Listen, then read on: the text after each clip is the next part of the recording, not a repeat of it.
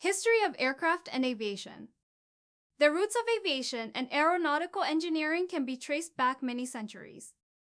However, only in the last century has humankind turned the dream of flight into a practical reality. Today, most people think nothing about getting on an airliner and flying at nearly the speed of sound for thousands of miles, perhaps even halfway around the planet in one flight. Nevertheless, getting to this point has required many innovative engineering solutions to overcome the challenges of building human-carrying vehicles suitable for efficient atmospheric flight. Driving the continued development of new airplanes is a demand for safer and more efficient designs for both military and civil use. In addition, aeronautical engineering advancements have enabled larger and faster aircraft to carry more passengers and cargo or other payloads to longer distances. Military requirements also continue to challenge the state-of-the-art in aerospace technologies for improving the capabilities of occupied piloted and unoccupied aircraft, targeting surveillance, offensive weapons delivery, and defensive systems. Looking back at the evolution of flight, which occurred over several centuries, it becomes clear that the most significant advances in aviation can be correlated to critical technological advancements, perhaps even to what might be called leaps or quantum jumps in those technologies.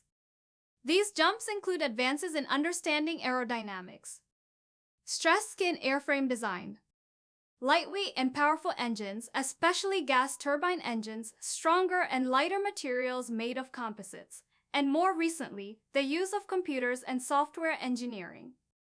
Of course, the preceding is by no means an exclusive list of advancements, with improvements in navigation systems such as GPS and collision avoidance, digital avionics, fly-by-wire flight controls, pilot training, and more stringent certification standards being intrinsically tied to all of the continuing and potentially future advances in aeronautics and aviation. Early ideas of flight. Some of the earliest ideas of human flight can be found in Greek mythology. Icarus and his father, Daedalus, attempted to escape from the labyrinth of Crete by means of attaching wings to their arms, mimicking those of birds, which were constructed from feathers, threads, and beeswax. However, Icarus flew too close to the sun, the wax melted his wings, and he fell into the sea and drowned. Nevertheless, according to the legend, Daedalus continued to fly and escaped successfully. The ideas of mechanical flying machines can also be traced back to the Renaissance visionary Leonardo da Vinci, whose many notebooks referred to as a codex have been dated to the 15th century. To read his text in Latin, it must be held up to a mirror and read backward, but even then, his unique writing style makes his words difficult to understand. Among da Vinci's meticulously drawn sketches are flying machines and aeronautical contraptions, such as ornithopters with mechanically driven flapping wings to imitate the flight of birds, as shown in the image below. In his notebooks, he also shows an aerial screw device resembling a helicopter. In addition, Leonardo da Vinci thought about engine concepts, realizing humans could never produce enough power to achieve flight. However, he does not seem to have ever integrated his ideas of engines with his flying machine concepts. Toys in the form of kites, gas-filled balloons, and rotating wingtops known today as a bamboo copter were being used in ancient China around 2000 BC, with later attempts at building giant human-carrying kites. However, a hot air balloon was the first recorded human-carrying flight vehicle capable of sustained flight. This lighter-than-air vehicle was designed in France by the Montgolfier brothers in 1783. Their first unoccupied balloon was made of paper and silk and rose to an altitude of about 2,000 m 6,000 ft. A few weeks later, a larger balloon named the Aerostat Reveillon was launched carrying pilot Jean-François Pilter de Rosier, who ascended to the end of its 90 m 250 ft rope tether. A month later, de Rosier and the Marquis d'Arlens made aviation history by conducting the first free flight in a balloon, which ascended to around 150 m 500 ft and traveled approximately 8 km 5.5 miles before safely landing.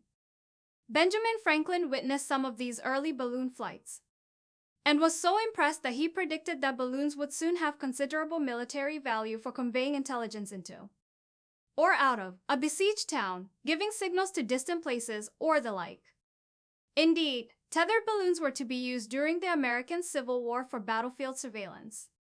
They could reach altitudes of up to 300 m 984 ft, giving a great vantage point for soldiers who used signal flags to send information down to their commanders. Franklin later proposed lighter-than-air concepts combined with propulsion, eventually leading to the development of lighter-than-air aircraft or airships with rigid internal frames that became known as dirigibles. The word dirigible is usually associated with rigid-frame airships, the term originating from the French verb diriger, to steer. The first dirigible was built and flown in 1852 by Henry Giffard and was driven by a propeller powered by a steam engine. Today, an airship is defined as any powered, steerable aircraft inflated with lighter-than-air gas. Early airships and dirigibles were filled with hydrogen gas, which is highly reactive with many things, and airships had exploded even before the infamous Hindenburg disaster in 1937. A modern blimp, which is essentially a pressure airship, is a powered, steerable, lighter-than-air aircraft whose shape is maintained by the helium gas pressure inside the envelope. Unlike a dirigible, a blimp loses its shape when the internal gas pressure is lost. Newer versions of blimps now have a minimal internal structure made of carbon fiber, classifying them as semi-rigid airships. Invention of the airplane. The sudden invention of the airplane is a misnomer because the origins of airplanes can be traced back several centuries. History suggests that the airplane was an evolutionary consequence of the contributions of many individuals over a relatively long period. Before the 19th century, there were few scientific investigations of flight or into the science of aerodynamics. Indeed, the earliest work on the development of flying machines and airplanes can be placed into two distinct categories: inventive and scientific. The former is where intuition is used instead of formal technical training, whereas the latter is where a trained, more systematic approach is used. Before the 20th century, nearly all developments in aviation were inventive, i.e., building something and trying to fly it, the outcome usually being a failure. Of course, one does not need to understand a complex engineering system such as an airplane to make it work at its most basic level. However, understanding the underlying science is necessary to make it successful and practical. Humankind has always been inspired by nature, especially in the form of birds. Even well into the 20th century, there were attempts to build flying machines that emulated flapping wings. This thinking manifested in all sorts of weird contraptions, many in the form of ornithopters, an example being shown in the photograph below, all of which were unsuccessful. Nevertheless, the vast number of human-powered ornithopters, tower jumpers, and brave birdmen captured the public's attention much more than any scientific endeavor. Today, with the advantage of hindsight, most would agree that such efforts with ornithopters and flapping wing contraptions only serve to derail the acceptance of more scientific thinking on what elements were needed to build a successful flying machine. The inherent mechanical, aerodynamic, and other complexities in building a human-carrying aircraft with adequate power and control capabilities that did not structurally fail and fold up during flight resisted many efforts until the beginning of the 20th century. Nevertheless, several fundamental issues needed to be overcome. 1. Understanding basic aerodynamics. The size of the wings and the power required to sustain flight were unknown to the earliest experimenters, who were guided more by intuition than science.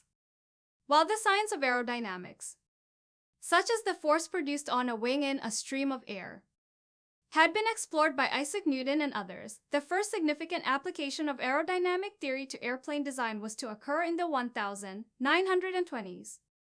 The earliest airplanes did not have large enough wings to fly, or the wings were just too big and heavy, or they were so fragile they suffered structural failure. 2. The need for a suitable engine. This issue was a problem to be overcome at the beginning of the 20th century by developing internal combustion gasoline-powered engines. Steam engines were never viable for any airplane, although attempts were still made to use them, often using a limited amount of superheated steam rather than carrying a boiler. 3. Designing a propeller. The ability to build a propeller suitable for aeronautical use was challenging.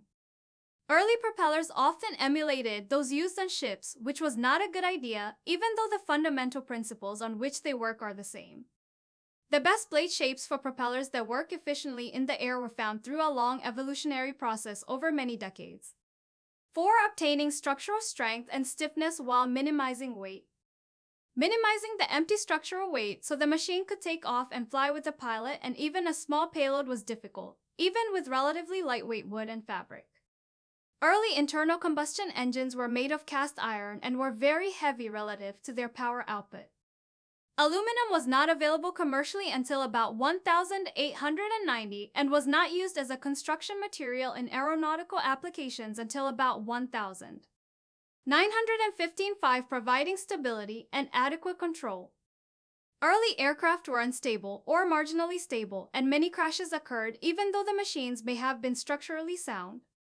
It took many decades to understand the critical connection between the center of aerodynamic lift on the machine and its center of gravity, as they both affected flight stability. Using effective control surfaces, especially for roll, took many years to develop. At the beginning of the 19th century, George Cayley, an English nobleman and prolific scientist, proposed various aircraft concepts, including gliders, numerous types of airplanes, and even primitive helicopters. His glider and airplane concepts used a primary wing for lift generation with smaller horizontal and vertical tail surfaces for directional stability and control. Cayley built many free-flying gliders at various scales, which he used to establish a basic understanding of aerodynamics and flight stability. He also coined the balance of 4 forces that influence aircraft flight, namely lift, weight, thrust, and drag, which later earned Cayley the title of the father of aeronautics. Cayley experimented with lifting wing models placed on the end of a whirling arm device, and correctly concluded that the aerodynamic forces produced on his models were proportional to the squared value of the speed at which the model moved through the air. Cayley also recognized the need for a lightweight engine to power his aircraft. However, in the mid-19th century, only steam engines were available, which were utterly unsuitable for aeronautical use. Besides the heavy steam engine itself, it would have to carry along a boiler with ample water and fuel to make steam. This is impractical for an airplane because such an overall system would be enormously heavy. In Germany, Otto Lilienthal developed several glider concepts, reportedly having conducted over 1,000 flights by the beginning of the 20th century. Octave Chanute, a Frenchman living in the U.S., furthered Lilienthal's work. Chanute helped others, including the Wright brothers, with advice on the design of flying machines and also wrote a book on his experiences, which is still available today. Chanute's open approach to discussing developments in the evolving aviation field ultimately led to considerable disharmony with the Wright brothers. The Wrights were secretive about their work and quickly patented their ideas to protect them, eventually getting into a significant patent war with others. However, it was to be the Wright brothers who were the first to achieve successful powered flight where others had previously failed. First in flight in December 1903, the available historical record and the Smithsonian Institution documents that the Wright brothers, Orville and Wilbur Wright, were the first to fly a powered biplane aircraft that took off and landed under the control of its pilot, a photograph of the famous flight being shown below. Shortly before this, Samuel Langley had tried to fly an aircraft with tandem fore and aft monoplanes, but the wings folded up in flight and his machine crashed into the Potomac River. Aircraft structures must be strong and lightweight, but their limited stiffness means they can deform during flight under the action of the aerodynamic loads. Langley's machine crashed because his monoplane's wood and fabric wings were not stiff enough and broke off. The Wright brothers experimented with different types of structures and knew how to make a much more rigid structure in the form of a biplane. Notably, the Wright brothers built not only their airframe but the engine and propellers to power their aircraft. They understood how to integrate the essential components of an airplane and then make it work as a system. Also, they built a wind tunnel, which they used to make systematic measurements of the aerodynamic forces on wings of different shapes, including the critical effect of aspect ratio, the beneficial effects of the slenderness of the wing on aerodynamics. In this regard, they built their famous flyer with a wing aspect ratio that significantly exceeded anything else flown previously. Louis Breguet of France also made meticulous tests of airfoil shapes, paralleling those of the Wright brothers and reaching similar conclusions. The Wright brothers continued to develop their aircraft designs for several years. and by 1908 the aircraft could fly for over 2 hours and cover nearly 100 miles. Nevertheless, there remain ongoing claims that Gustave Whitehead flew a powered aircraft several times between 1901 and 1902, predating the first flights by the Wright brothers by over a year. Wilbur died in 1912, but Orville lived until 1948. Orville witnessed many milestones in aviation, including the invention of the jet engine, but also saw the destruction caused by airplanes being used as weapons of war during WW1 and WW2. He said, "We dared to hope we had invented something that would bring lasting peace to the earth. But we were wrong. We underestimated man's capacity to hate and to corrupt good means for an evil end." Significantly in the history of aeronautics and aviation, the Wright brothers' systematic engineering approach led to their continued success rather than the more inventive approach pursued by others trying to achieve powered flight. In Europe, Santos Dumont developed several aircraft based on the Wright brothers' successful concepts, making his own aircraft's first public flight demonstrations in Paris in 1906. Period 19 million. 101,930. Several significant advances in aircraft development and aeronautical engineering occurred during and after WW1, and the developments in engine and propeller designs continued. Although monoplane wing designs were slowly starting to appear, the biplane design saw various improvements, including methods of strengthening the wings and airframe and reducing the drag of the structural bracing and wires. Early airframes, however, were still made primarily of wood and covered with dope cotton fabric, wood being a readily available, durable, and easily worked construction material. However, such a construction method is limited because it becomes increasingly structurally inefficient and heavy for larger aircraft types.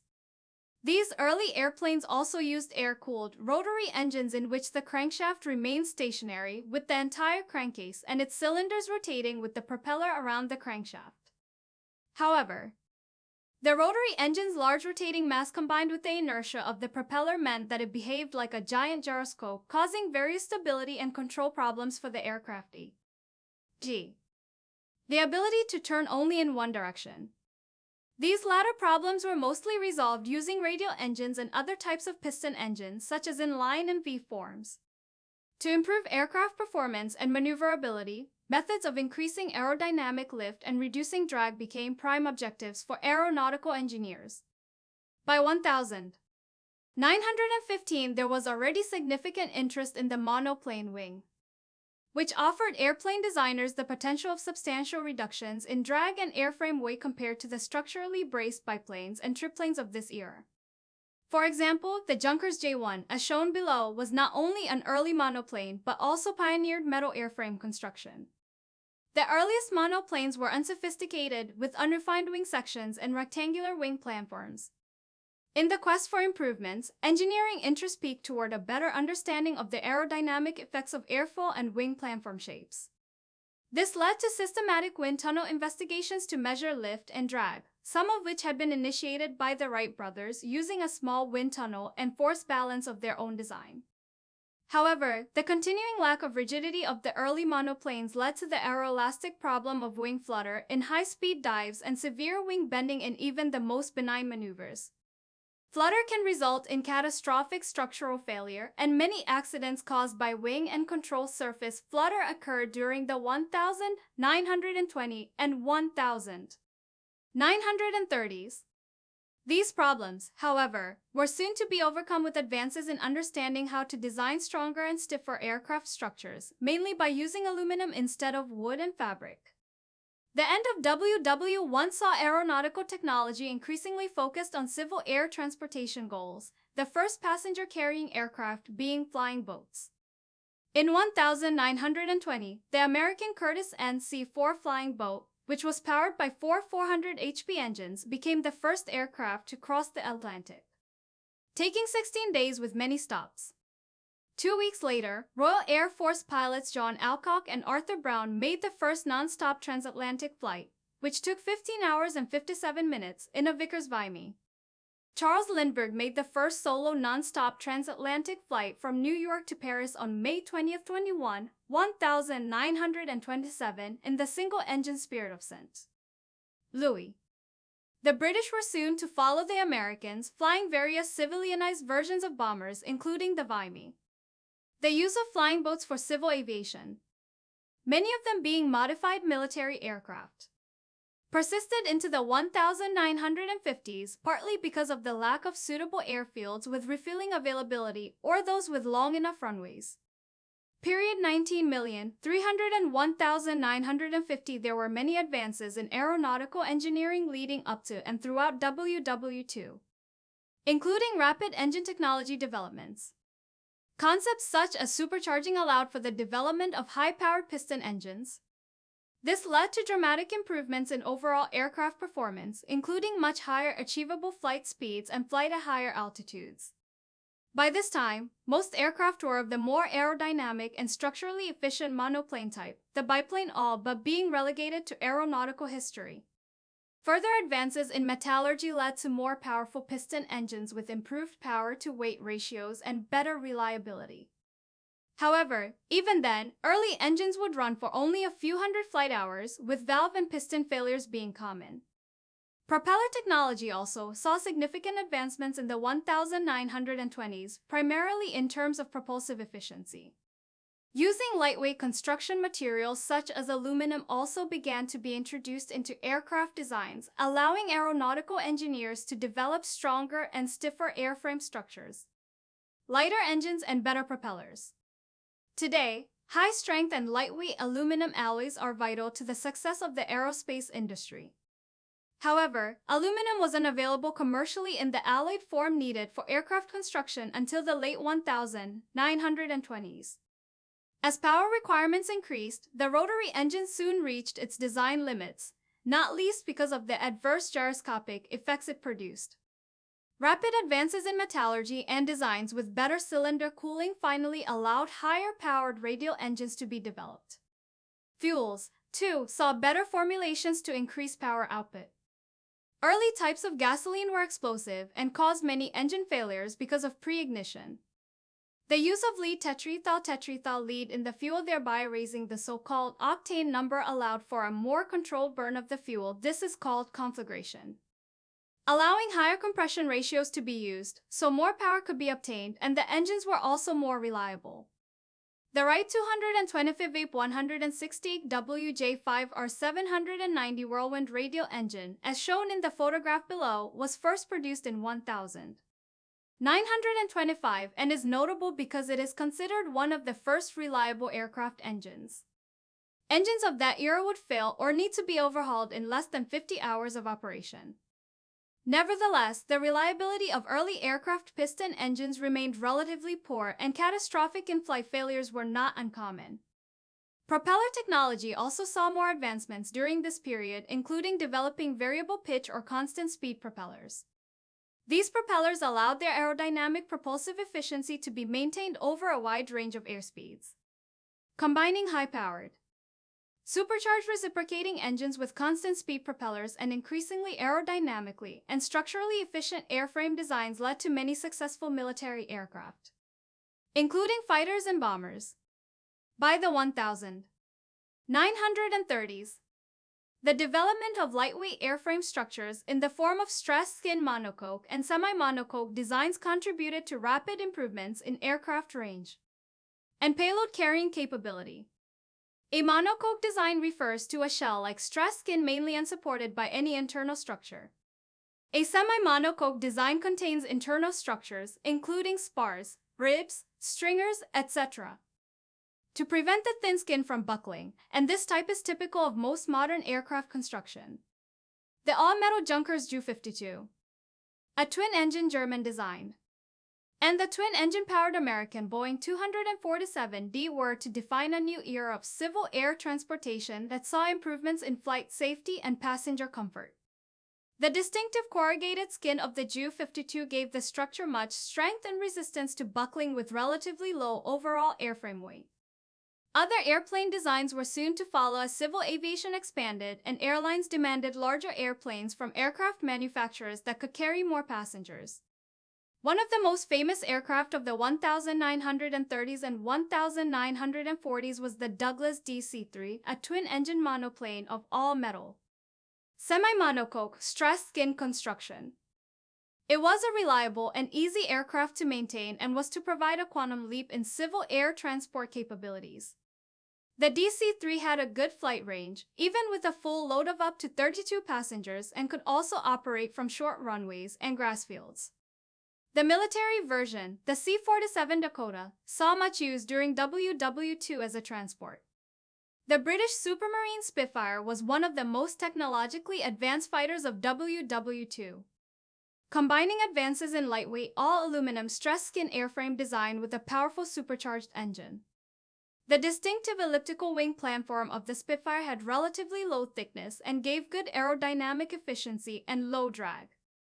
However, the early Spitfires suffered from low roll rates and aeroelastic problems such as roll reversal, which was associated with the low structural stiffness at the wingtip. While the shape of the wing meant that it took longer to build and was more expensive, the Spitfire was vital to the ultimate success of the Allies during WW2. After WW2, many further strides were made in aeronautical engineering, which led to the development of increasingly larger and faster aircraft that benefited both military and civil aviation. Civilianized transport aircraft were initially developed from flying boats and WW2 bombers.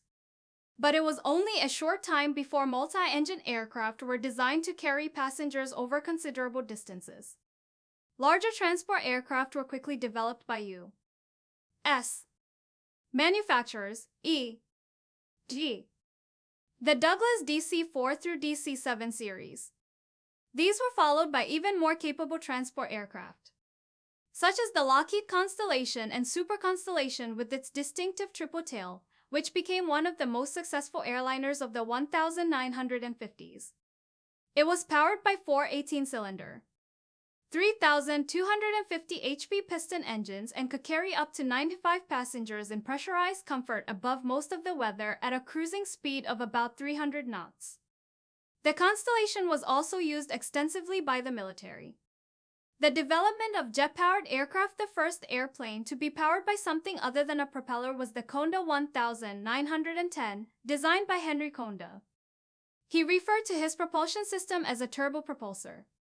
But it was only a ducted fan with a centrifugal blower driven through a shaft by a piston engine, the air exhausting into a duct and providing jet thrust. The aircraft reportedly took off, but it was underpowered and crashed.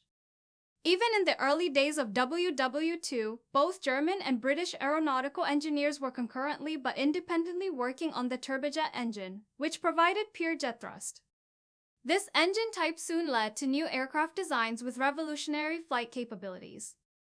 In 1929, Frank Whittle began work on his series of centrifugal gas turbine designs, but for various reasons, his first practical jet engine was not produced until 1937. It was the German Heinkel 178 that was to make the first flight of a jet-powered aircraft, which was in late 1939. This jet engine, which burned diesel fuel, was designed by Hans von Ohain, who in 1935 had filed for a patent on the concept. However, Frank Whittle had formally patented the jet engine in 1930, 7 years before Ohain's patent application. For this reason, Frank Whittle is generally recognized as the father of the turbojet engine. The first fully operational turbojet-powered aircraft was not introduced into service until 1944 in the form of the British Gloster Meteor and the German Messerschmitt Me 262. The first American turbojet-powered aircraft was the Lockheed P-80, which reached operational flight status toward the end of 1945, but the swept-wing F-86 Sabre quickly replaced it. The invention of the turbojet engine soon led to the development of the axial flow turboshaft engine, designed to drive a propeller rather than produce pure jet thrust from the engine exhaust. The better performance, smooth running, quietness, and reliability of turboprop engines soon rendered most piston engine-powered propeller airliners obsolete. The increased performance and range of turboprop jet airplanes allowed for transcontinental and transoceanic flight in pressurized cabins in smoother air at higher flight altitudes. In 1953, the four-engine British Vickers Viscount would inaugurate the world's first turboprop-powered airline service. The Viscount was sold to many airlines worldwide and remained operational until the mid-1970s. In the U.S., the Lockheed Electra was a widely used medium-range four-engine turboprop that saw airline service during the 1960s. However, the Electra model suffered 2 fatal crashes traced to a form of catastrophic wing flutter. The problem was identified as a pylon whirl flutter instability, where a lack of structural stiffness in the engine mounts caused resonance with the torsional frequency of the wing. After the issues were fixed by stiffening the wings and engine mounts, the aircraft went on to be successful. But it was soon replaced on long-distance flights by newly developed jet aircraft such as the Boeing 707 and the Douglas DC-8 in early 1950. The turbojet-powered British de Havilland Comet inaugurated commercial jet aircraft transportation.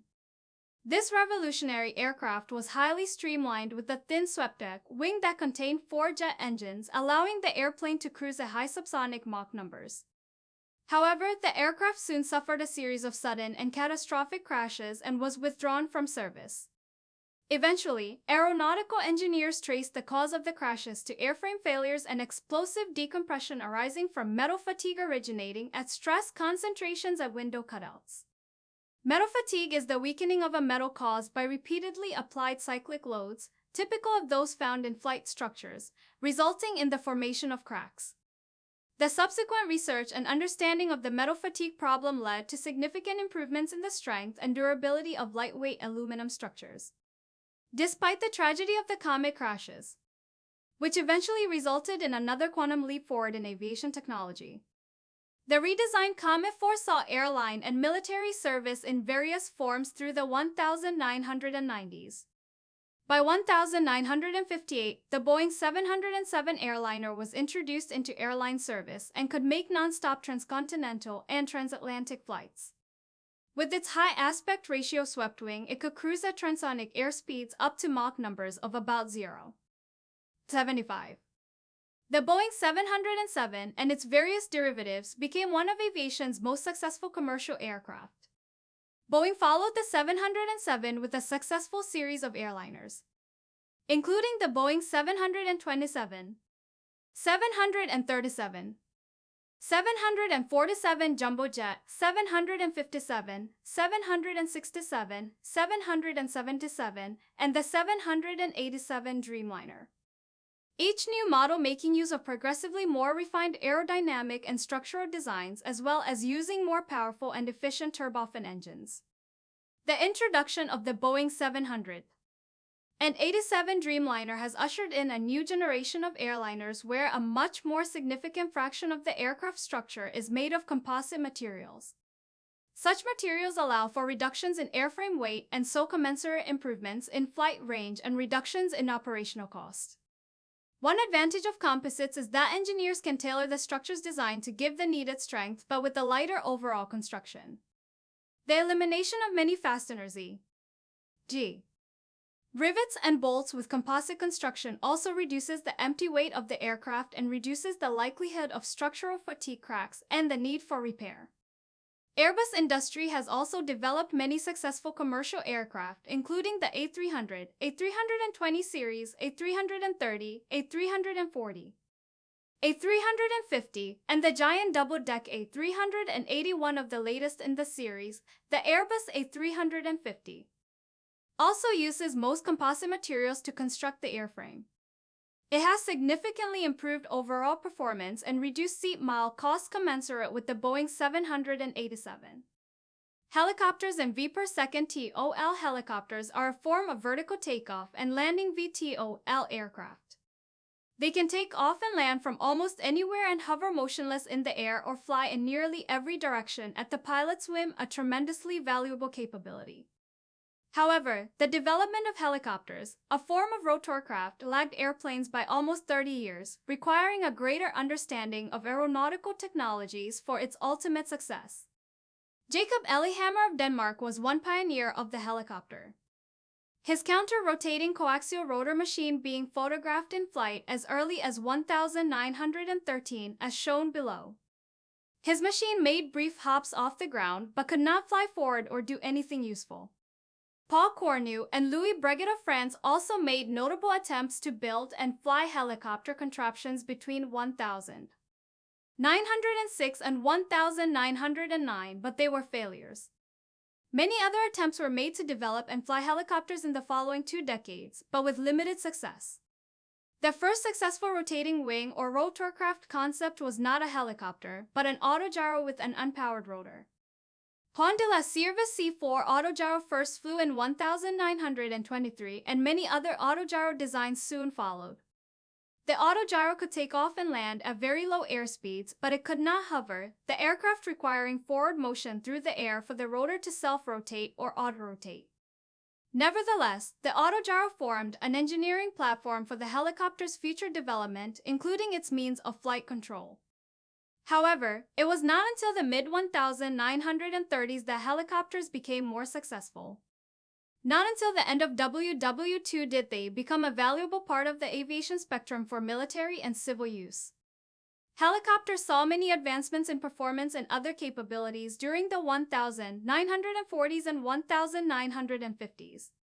The first civil certified helicopters included the Bell 47, as shown in the photo below, the Bristol Sycamore, and the Sikorsky S-55. The Sikorsky UH-60 Black Hawk, introduced in the late 1970s, would become one of the world's most successful military helicopters.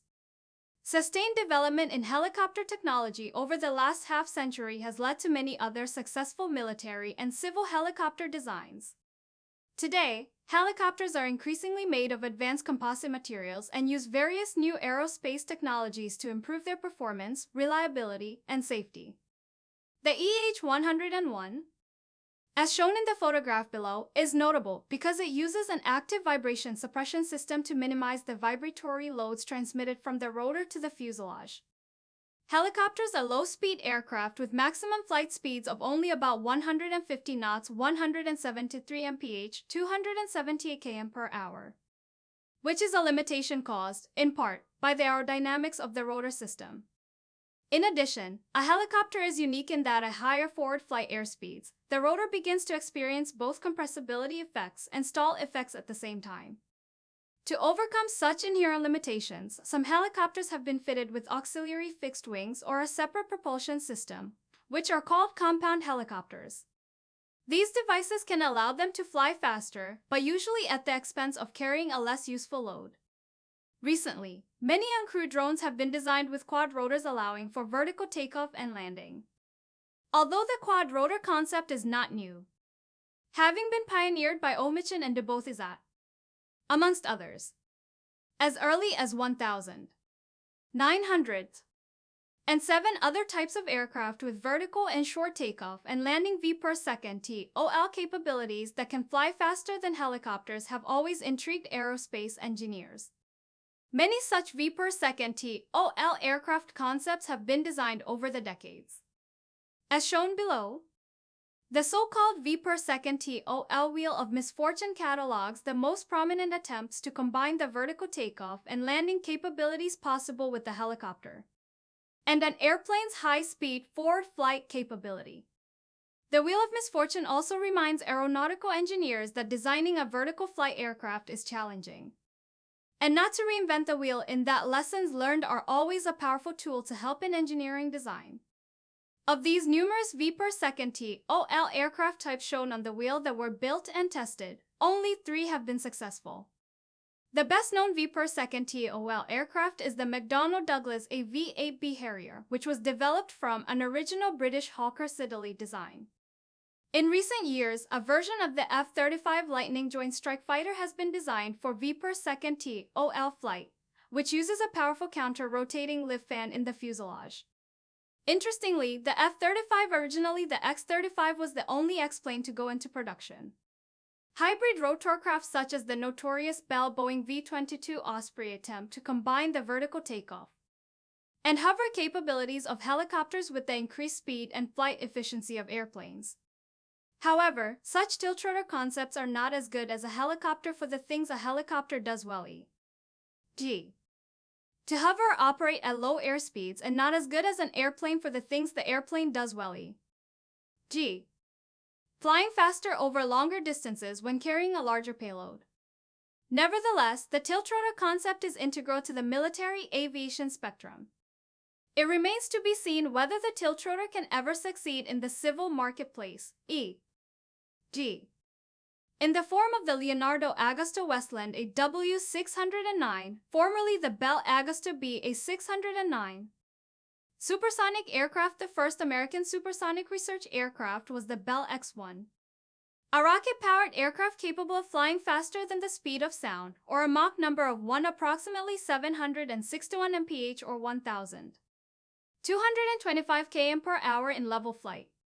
It was the first of the X-planes, a series of American experimental aircraft designated for in-flight testing of new aeronautical and space technologies. The X-planes were operated by the NACA and later by NASA in conjunction with the U.S. Air Force. With the introduction of the turbojet engine, new aircraft were designed to fly faster and higher. As a result, it was only a short time before new types of supersonic aircraft were developed. The invention of the afterburner, in which extra fuel is burned in the exhaust of a turbojet engine, gave significant increases in thrust and allowed such aircraft to accelerate through the sound barrier. However, the term sound barrier is a misnomer because there is no natural barrier to supersonic flight. It is simply a manifestation of what happened when early airplanes encountered the rapid growth in aerodynamic drag in the transonic flight regime that straddled subsonic and supersonic flight speeds. A vital feature of these supersonic aircraft designs is thin, highly swept, delta-shaped wing platforms and narrow, streamlined airframes, which allow for efficient supersonic flight. However, a problem is the kinetic aerodynamic heating generated by skin friction at such high airspeeds. This effect raises the airframe's temperature significantly, causing it to expand, thereby requiring the careful design of the aircraft structure and the selection of the materials from which it is built. Many types of supersonic aircraft have been developed over the last 5 decades. Still, nearly all have been used for research and military purposes, primarily as military interceptors and fighter aircraft. One of the most well-known is the McDonnell Douglas F-4 Phantom, which had a top speed of over Mach 2. This supersonic airplane could carry many weapons, including air-to-air, air-to-ground, and bombs. Shortly after its introduction in 1959, the F-4 set many world records for speed and altitude. 2 civilian supersonic transport SST airliners have been built and flown in airline service. The Anglo-French Concorde and the Russian Tupolev Tu-144 both were technically successful in achieving sustained supersonic flights with passengers, but were economically unsuccessful and have now been retired from operational service. The Concorde cruised at over twice the speed of sound at Mach 2.04, 1,354 mph or 2,180 km per hour, with seating for up to 128 passengers. The economics of operating the Concorde was questionable even at the design stage. One reason is that it was too small to carry enough fare-paying passengers to generate much profit for the airlines. The aircraft's high noise levels during takeoff and landing were also a significant concern when more stringent noise certification requirements were imposed on other subsonic aircraft. Boeing, too, considered developing an SST, but it was not built after it was predicted that even with a larger aircraft carrying more passengers, the economics for airline use would be unviable. Although higher operating costs and low demand from potential passengers have limited the success of supersonic transports, there has been renewed recent interest in building smaller supersonic business jets SSBJ. While an SSBJ has yet to fly, one or more designs will likely fly by the decade's end. The appeal of vastly reduced traveling time from a sustained flight at supersonic speeds remains intriguing to engineers and passengers alike. Besides developing the relevant aeronautical technologies to make an SSBJ possible and economically viable, a concern with all supersonic aircraft is the formation of sonic booms. Such sonic booms are the sound signature of the aircraft shock waves, which project from the aircraft to the ground. The sonic booms produced by a supersonic aircraft sound like two explosions in quick succession. They are sufficiently intense that supersonic flight over land is prohibited by civil certification authorities such as the FAA and EASA. The FAA's regulations can be found in 14 CFR Part 91.817, which prohibits anyone from operating a civil aircraft in supersonic flight over land in the U.S. or from a distance offshore where a sonic boom could reach U.S. shores. However, the problem of sonic booms may not be intractable, and with the appropriate design of the shape of the supersonic aircraft, it is possible to lower the sound pressure or soften the noise. In 2017, NASA requested proposals to develop its Quiet Supersonic Transport Quiet SST Low Boom Flight Demonstrator. This program called for designing and testing a new X-plane to support future generations of SST aircraft. Lockheed Martin was awarded a contract, the goal being to fly the X-59 Quiet SST Quiet Supersonic technology in the 202,224 timeframe. However, it remains to be seen if this goal will be reached. Regional aircraft large.